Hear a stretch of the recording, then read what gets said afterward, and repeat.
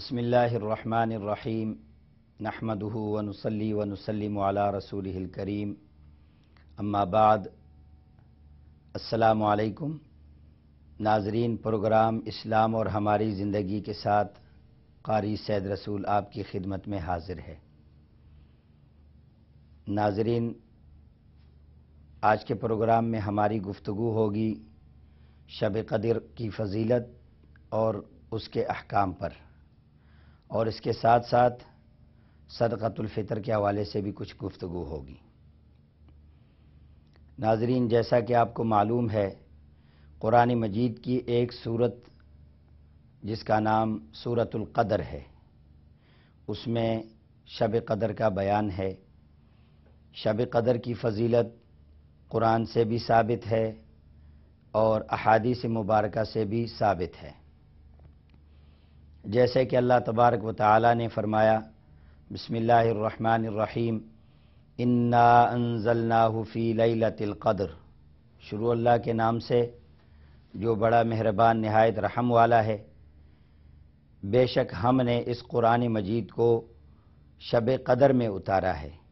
وما ادراک ما لیلۃ القدر، اور آپ کو کیا معلوم کہ لیلۃ القدر کیا ہے؟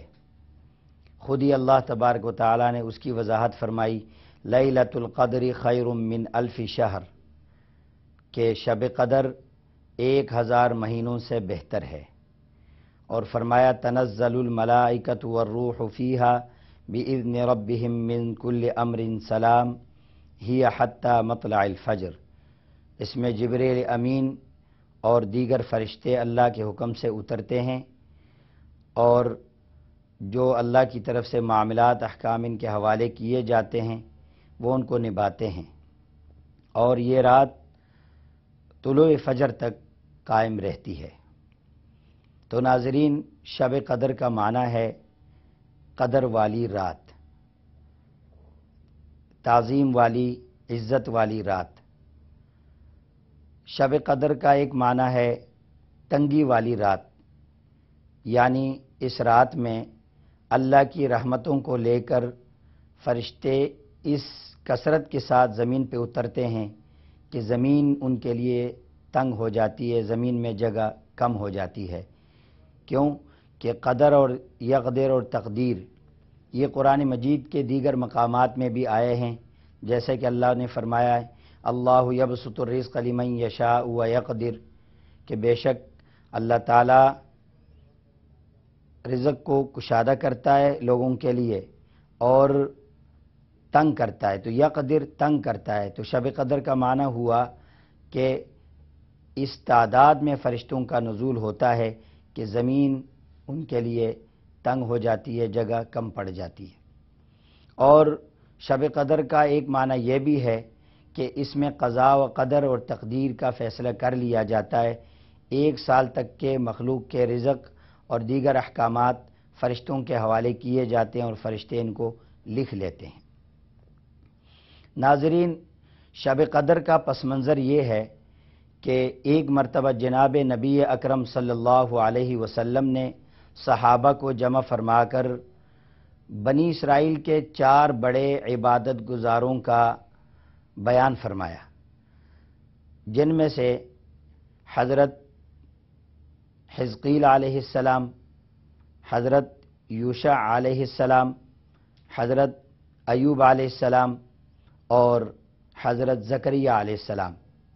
نبی علیہ السلام نے اپنے بیان میں فرمایا کہ ان 4 اللہ کے نیک بندوں نے 80 سال تک لگاتار عبادت کی اور پلک یا آنکھ جھپکنے کی مقدار میں بھی نافرمانی نہیں کی اور لگاتار اللہ کی عبادت کرتے رہے۔ صحابہ کرام رضوان اللہ تعالی علیہم اجمعین کو بڑا تعجب ہوا کہ 80 سال لگاتار اللہ کی عبادت، ہماری عمریں تو بہت کم ہیں۔ اس پر جب تعجب ہوا تو رات کو جبریل امین نبی علیہ الصلاۃ والتسلیم کے پاس تشریف لائے اور فرمایا کہ یہ اللہ کی طرف سے انعام ہے شب قدر، کہ جو آدمی اس رات میں اللہ کی عبادت کرے گا تو اللہ تبارک و تعالی اسے 1000 مہینوں کی عبادت سے زیادہ ثواب عطا فرماتے ہیں، جیسے کہ سورۃ القدر میں بھی آیا ہے۔ اور 1000 مہینے تقریباً 30,000 راتیں، 30,000 دن یا 83 برس 4 ماہ ہوتے ہیں۔ یعنی کہ معلوم ہوا کہ ایک آدمی اگر شب قدر میں اللہ کی عبادت کرتا ہے تو اللہ تبارک و تعالی اسے 83 سال 4 ماہ کی عبادت سے بھی زیادہ اور بہتر ثواب عطا فرماتے ہیں۔ اس لیے کہ قرآن مجید میں یہ نہیں آیا کہ یہ 1000 مہینوں کی عبادت کے برابر ہے، بلکہ فرمایا خیر من الف شہر، 1000 مہینوں کی عبادت سے زیادہ بہتر اور برکت والی رات ہے۔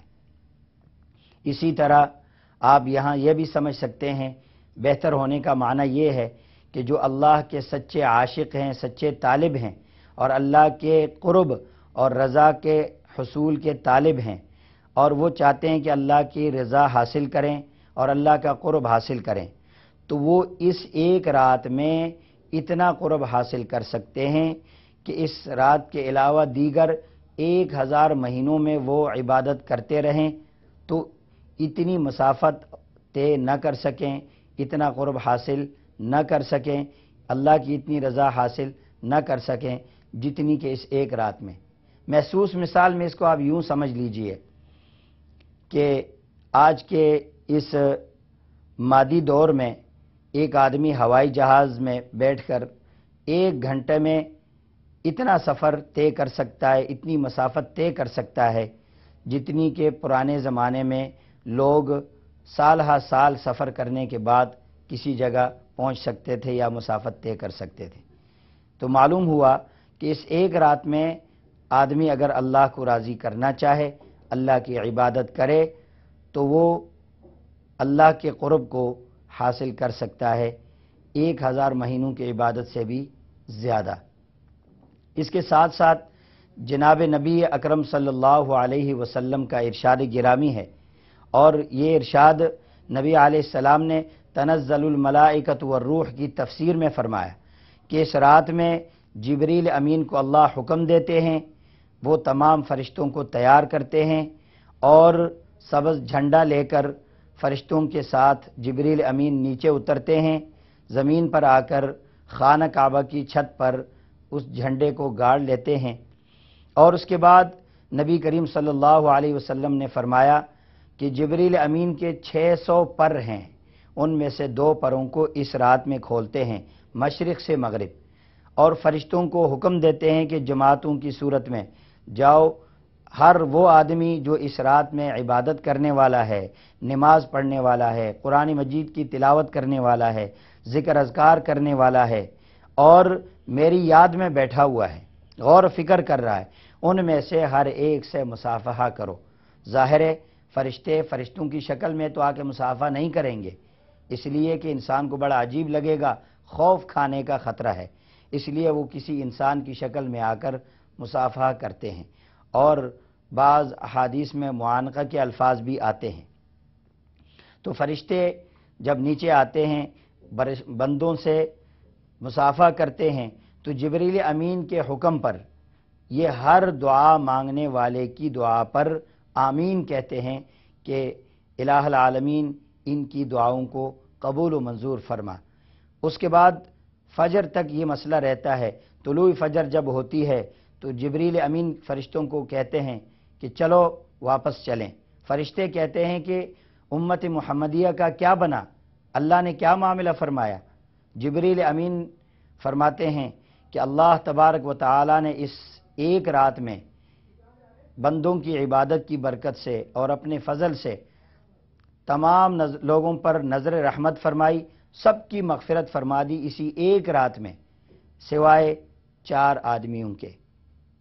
ایک وہ جو شرابی ہے، شراب پینے والا، اور دوسرا وہ جو ماں باپ کا نافرمان ہے، غور کیجئے، دوسرا وہ جو ماں باپ کا نافرمان ہے، اور اس کے متعلق آپ کو یہ حدیث پہلے بھی معلوم ہو چکی ہے کہ نبی صلی اللہ علیہ وسلم نے بددعا فرمائی اس شخص کے لیے کہ جس پر رمضان کا مہینہ آئے اور وہ اپنے ماں باپ کی خدمت کر کے ان کو راضی کر کے جنت کا مستحق نہ بنے، اور اپنی مغفرت کا سامان نہ کر دے۔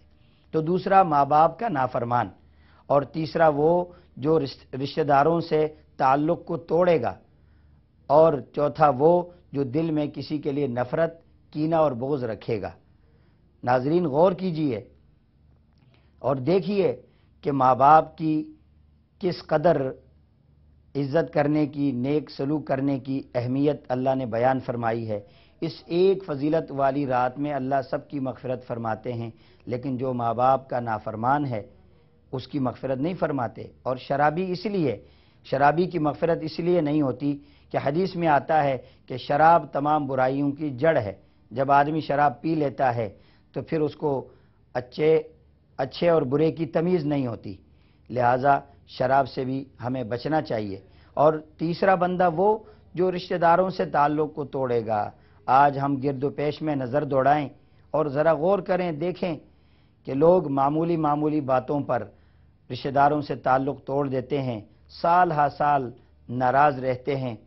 نبی کریم صلی اللہ علیہ وسلم کا ارشاد گرامی ہے کہ لا یحل لمؤمن ان یہجر اخاہ فوق 3 لیال، کہ کسی مومن کے لیے یہ حلال اور جائز نہیں کہ وہ اپنے مسلمان بھائی سے 3 دن سے زیادہ قطع تعلق رکھے، 3 دن سے زیادہ بات چیت کو بند رکھے۔ اور قیامت کے دن ایک عدالت لگے گی جس میں رشتہ داری آواز لگائی کہ یا اللہ، جس نے مجھے جوڑا تو اپنی رحمت کے ساتھ اسے جوڑ دے، اور جس نے مجھے توڑا اسے تو اپنی رحمت سے دور کر دے، رحمت سے اسے توڑ دے۔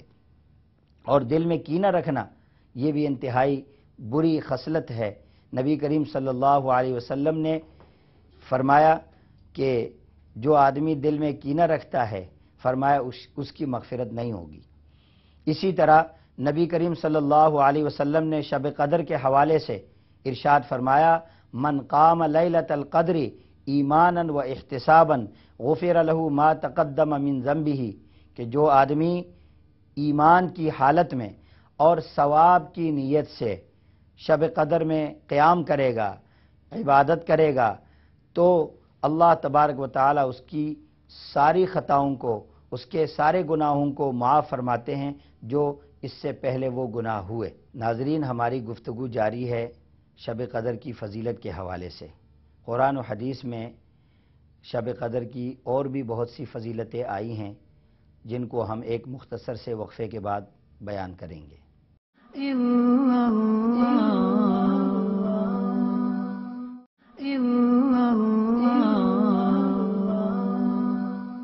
وقفے کے بعد پروگرام میں دوبارہ خوش آمدید۔ ناظرین ہماری گفتگو چل رہی تھی شب قدر کی فضیلت پر۔ اس رات کی جہاں اور فضیلتیں ہیں وہاں ایک فضیلت یہ ہے جو اللہ نے بیان فرمائی ہے انا انزلناہ فی لیلۃ القدر، ہم نے اس قرآن مجید کو لیلۃ القدر میں اتارا ہے۔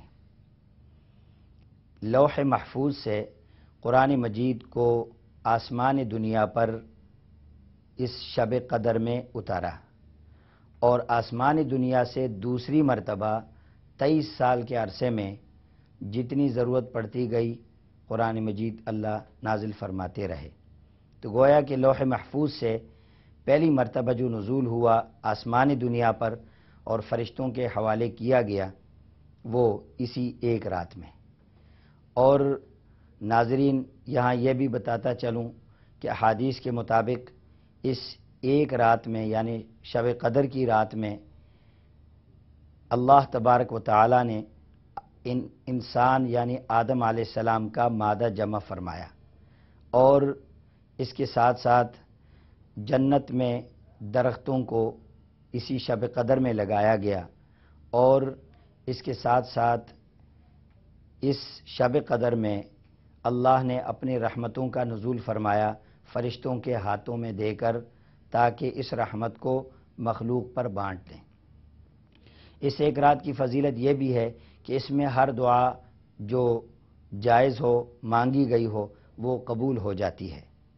اور ناظرین نبی کریم صلی اللہ علیہ وسلم کا ارشاد گرامی حضرت عائشہ صدیقہ رضی اللہ عنہا نقل کرتی ہیں کہ نبی کریم صلی اللہ علیہ وسلم رمضان کے آخری عشرہ میں مزید چست ہو جاتے اور عبادت کا زیادہ اہتمام فرماتے، شب بیداری کرتے، راتوں کو جاگتے اور اپنے اہل و عیال کو بھی جگا کر عبادت کراتے۔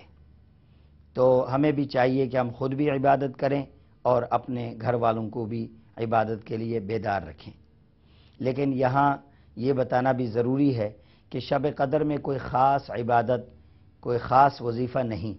ہاں، حضرت عائشہ صدیقہ رضی اللہ عنہا نے عرض کیا، یا رسول اللہ صلی اللہ علیہ وسلم، جو اس رات کو پالے تو آپ صلی اللہ علیہ وسلم نے فرمایا اس کو چاہیے کہ وہ یہ دعا مانگے، اللہم انک عفو کریم تحب العفو فاعف عنا یا غفور، اے اللہ تبارک و تعالی، بے شک تو معاف کرنے والا ہے، بڑا کرم والا ہے اور معاف کرنے کو تو پسند کرتا ہے، تو مجھے معاف فرما دے۔ یہ ایک دعا خاص طور پہ منقول ہے۔ باقی نوافل پڑھیں، عبادات، قرآن مجید کی تلاوت، درود شریف، ذکر اذکار، تیسرے کلمے کا ذکر، استغفار، کوئی بھی تسبیح اگر اللہ تعالیٰ توفیق دے تو ایک صلاۃ تسبیح بھی اس میں ادا کر لی جائے ایک مرتبہ۔ یہ نماز بہت ثوابوں والی ہے، اور اس رات کی فضیلت یہ نہیں ہے کہ آدمی ساری رات جاگ کر گزارے، عبادت کرے تو اس کو یہ فضیلت حاصل ہو، نہیں۔ فرمایا کہ جو آدمی عشاء کی نماز جماعت سے پڑھ لے اور فجر کی نماز جماعت سے پڑھ لے تو اللہ تبارک و تعالی اسے شب قدر کی فضیلت کا ثواب عطا فرماتے ہیں، اور وہ بھی فضیلت کا مستحق ہو جاتا ہے۔ ناظرین، دیکھیے اللہ تبارک و تعالی کس قدر کریم ہے، کس قدر سخی ہیں کہ 80 سال کی عبادت کو ایک طرف رکھ کر ایک رات میں لے آئے، اور پھر ایک رات میں بھی جو آدمی عشاء اور فجر کی نماز جماعت سے پڑھ لے، عشاء کی نماز تراویح کے ساتھ 1 گھنٹے میں ہو سکتی ہے، اور اسی طرح فجر کی نماز 10 سے 15 منٹ لگ سکتے ہیں، تو گویا کہ گھنٹہ 1.5 گھنٹے میں اللہ تبارک و تعالی 83 برس کی عبادت سے زیادہ ثواب عطا فرماتے ہیں۔ تو ہمیں چاہیے کہ اس رات کی قدر کریں۔ ویسے تو ہر رات قدر کی رات ہے اگر آدمی اس کی قدر جانے۔ اب اس رات کو کیسے تلاش کیا جائے؟ نبی کریم صلی اللہ علیہ وسلم سے عرض کیا گیا کہ اس رات کو کیسے تلاش کیا جائے۔ نبی کریم صلی اللہ علیہ وسلم نے فرمایا، اس کو طاق راتوں میں تلاش کرو، یعنی 21ویں رات، 23ویں رات، 25ویں رات، 27ویں رات اور 29ویں رات۔ عوام میں جو مشہور ہے کہ 27ویں رات ہے، اس بات کی کوئی دلیل نہیں۔ ہاں، نبی کریم صلی اللہ علیہ وسلم شب قدر کی رات کون سی ہے یہ بتانے کے لیے صحابہ میں تشریف لائے تو کچھ لوگوں میں اختلاف چل رہا تھا کسی بات پر، تو نبی کریم صلی اللہ علیہ وسلم نے فرمایا کہ میں یہ بتانے آیا تھا کہ میں شب قدر کا بتا دوں کہ کس رات میں ہے، لیکن وہ مجھے بھلا دی گئی، یہ تمہارے اختلاف کی وجہ سے۔ یہاں سے ہمیں سبق بھی حاصل کرنا چاہیے کہ ہمیں آپس میں اختلاف نہیں کرنا چاہیے۔ اختلاف کریں گے تو اللہ کی رحمت ہم سے ہٹ جائے گی، اور اللہ کی نظروں سے اس وقت گر جائیں گے جب ہم اختلاف کر کے ایک دوسرے سے گالم گلوچ والا معاملہ کریں گے۔ تو ہمیں چاہیے کہ اس رات کی قدر کریں، اس کو تلاش کریں۔ اس رات کے متعلق کچھ نشانیاں نبی کریم صلی اللہ علیہ وسلم نے ارشاد فرمائی ہیں۔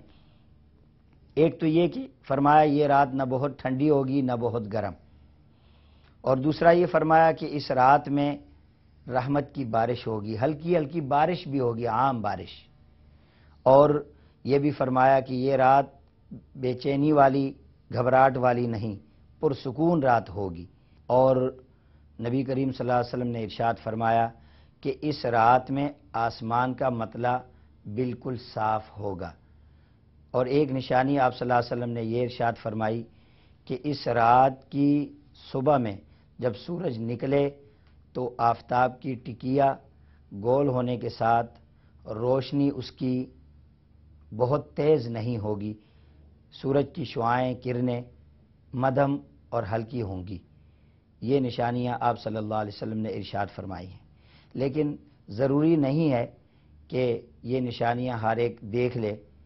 یہ دل والے آنکھوں والے ان نشانیوں کو دیکھ سکتے ہیں۔ البتہ جو زیادہ پرسکون والی بات ہے اور نہ زیادہ گرم اور نہ زیادہ ٹھنڈی والی بات ہے، یہ تقریباً ہر شخص اس بات کو سمجھ سکتا ہے۔ اب بات یہ ہے کہ جب بندہ اس رات میں عبادت کرتا ہے اور امت محمدیہ صلی اللہ علیہ وسلم کو اللہ تبارک و تعالی معاف فرماتے ہیں، تو جب فرشتے اوپر پہنچتے ہیں تو اللہ تبارک و تعالی ان سے پوچھتے ہیں باوجود علم کے کہ کیا کر کے آئے ہو، کیا دیکھے آئے ہو؟ تو فرشتے کہتے ہیں کہ وہاں آپ کے بندے عبادت کر رہے تھے۔ یہ اس لیے کہ جب اللہ تبارک و تعالی نے انسان کو پیدا فرمانا چاہا، اپنا خلیفہ زمین میں بنانا چاہا، تو فرشتوں نے اس وقت ایک اعتراض کیا تھا کہ یا اللہ، یہ جنات کی طرح یہ فساد کرے گا، آپ ایسی مخلوق پیدا فرمائیں گے؟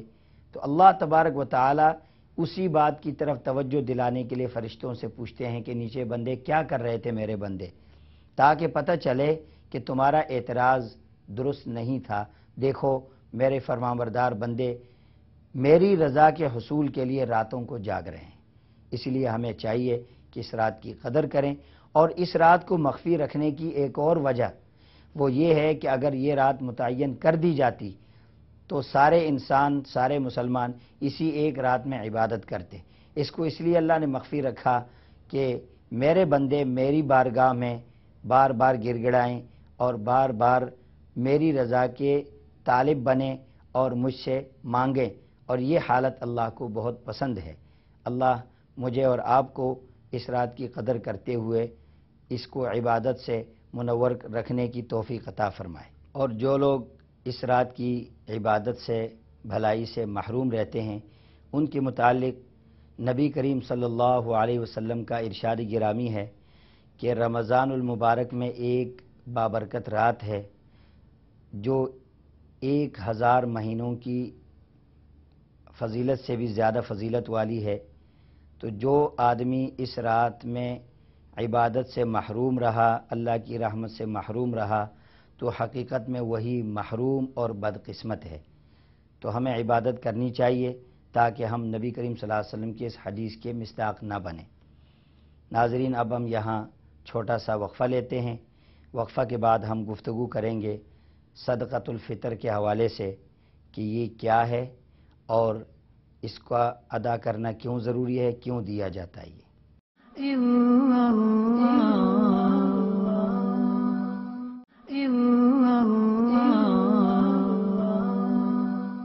ناظرین، وقفہ کے بعد پروگرام میں دوبارہ خوش آمدید۔